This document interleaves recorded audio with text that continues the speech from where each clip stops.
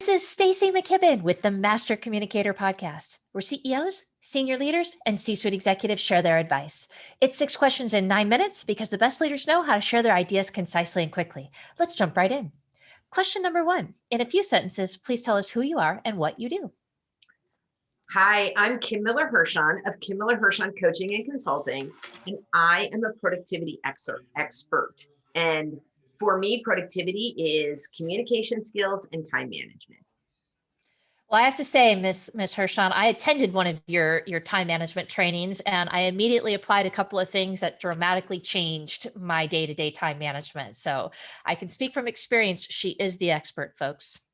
So I want to question, I'm excited to hear some of your thoughts about change and kind of people with change. I'm curious, what do you need to do to really sustain change in business or life? Because let's be honest, it's hard to keep with it, isn't it? It certainly is. The first thing I would say is that really don't put your effort into things that are not really meaningful to you. Mm. If don't, so here's the best advice I have for you, Stacy. Don't should yourself. Ah. Right? Don't shit on yourself. So don't put things on your list of priorities that you're not really committed to. And that honestly, then if you just have 1 to 3 priorities that you are 100% committed to, guess what? You'll figure out a way to get it done. I love that. Have you heard Jack Canfield's quote about commitment? 99% is a bitch, 100% is a breeze. And I think he's talking about what you're talking about there. If you've even got just that little bit where you're like, I'll wait and see, then you have to reaffirm your commitment over and over again. Right. 100%.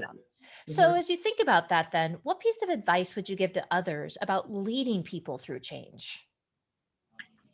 Here's really the most important message that I have for everybody today. And that is that you have to be you. And as a matter of fact, I actually think it's disrespectful of a lot of leaders who say, here are your 5 steps. And everybody has to go through the 5 steps in this way in order to be successful. You have to acknowledge and be curious about yourself and create plans for yourself and lead other people without judgment. You do you. Now, does it mean that you don't have to change? Of course you do. If you're here and you want to be here, or even if you want to be here, you have to change. But you also have to be committed to doing it exactly, acknowledging who you are. And everybody doesn't have to do it the same way. What? There's not a one size fits all on change management? There is not.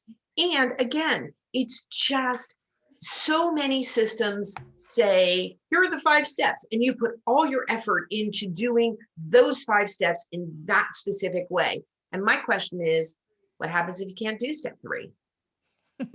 The system's broken. Or here's the other thing, or you think you must be broken. Oh, that's so true, right? Because if the system has been proven to help others, then the reason why it doesn't work for me is because of me. Right. What a great takeaway from that. Yes, because I should all over myself sometimes with these things. Oh, I should have done better. I should have known better. I should have thought about this. That's great. It's interesting as we talk about this, you got me thinking about the next question, which is I've been hearing a ton from other leaders that just this whole remote leadership thing has been very, very difficult. They've had a difficult time holding people accountable and really keeping them engaged because they don't get the benefit of kind of that walk by leadership or kind of overhearing them at the water cooler or on a phone call. I'm curious if you've been experiencing that with some of your clients and what have been some of your tips to help them to address that. Stacy, thanks so much. So I really have a couple of really practical ideas around this.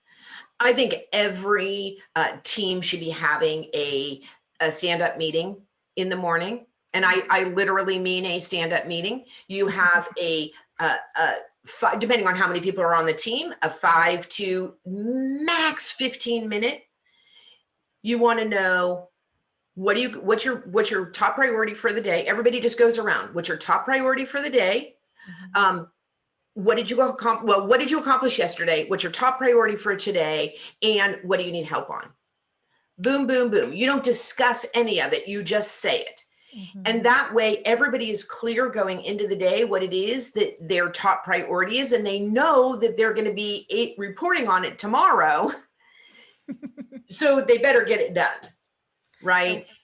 I love that because it seems like that would be a great way also to get some self-governance from the team itself as opposed to kind of the managers or the leaders needing to be mom and dad all the time.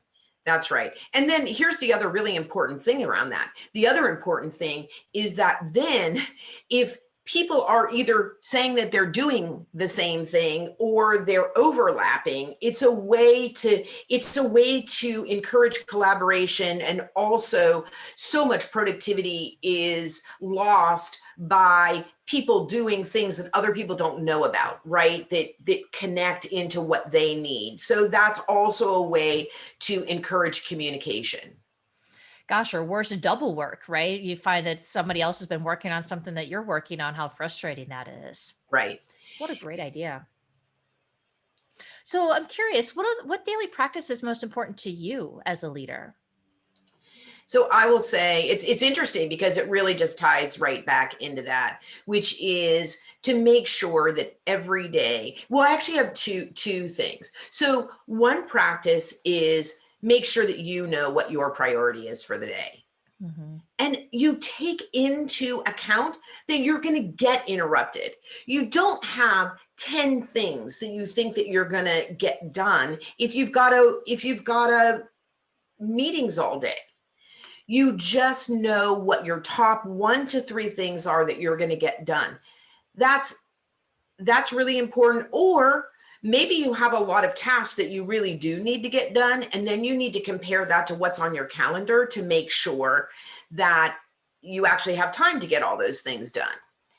The other daily practice that I have started doing recently, which I am just in love with, and that is to spend a few moments at the beginning of the day closing my eyes. Well, first of all, I look at my calendar and see what I have for the day. I know what I want to get done. And then I close my eyes and I envision how the day is going to go. What outcomes am I going to get from the day? And more importantly, how am I going to feel?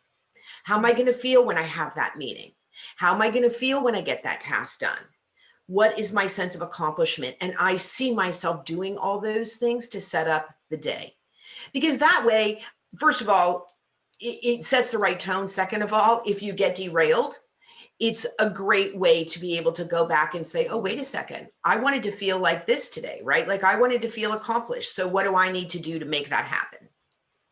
I love that. And also too, you can use that as like, that wasn't on my plan, right? So if I'm getting off track, now you have a vision for what your plan was going to be, and now you can help to get yourself right back into that space. Exactly. That's beautiful. So I'm curious, Kim, it's been awesome to hear your ideas. My guess is that you get influenced by some other folks around you. I'm curious what other successful business leaders like yourself do you think should be on the show? Where else should we get some insights from? So, one of my really influential and favorite leaders is Krista Mitchell. She runs a boutique law firm in San Francisco, and she runs a women's group, a very large women's group in San Francisco. Well, and now it's really nationwide. And I'll tell you why I choose her. I don't think I have ever met anybody who empowers other women in the way in which she does. She comes from an abundance mindset and is one of the most inclusive people. And when we talk about sustaining change, you have to have confidence, right? You have to have really the really come from an abundance mindset. And I think that's what she brings to the table in a really significant way. And she has a really big effect on a lot of people. Oh, So she's my shiro. Shiro, I like that. I will certainly reach out and get her just like I got you, so that we can learn from her as well. Well, Kim, it's been such a pleasure to have you on the show. I'm curious if somebody wanted to reach out and introduce themselves or learn more about you, how might they find you? So I just redid my website, which I'm Yay. very excited about. So that's kimmillerhershon.com. You can always email me at kim@kimmillerhershon.com. There's also a contact form on my website. And then, of course, you can always connect with me on LinkedIn. Well, that's amazing.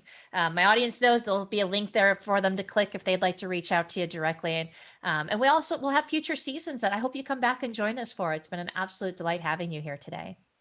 Thank you. Thank you so Yay. much for inviting me. Yay. Of course, of course. Well, this is Stacy McKibben with the Master Communicator Podcast. For more ideas and insights, please do go check us out at www.concilioteam.com. And we look forward to seeing you again next time. Take care.